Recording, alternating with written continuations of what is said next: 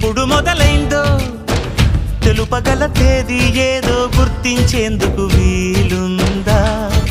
ప్రణయం ఎవరి హృదయంలో ఎప్పుడు ఉదయిస్తుందో గమనించే సమయం ఉంటుందా?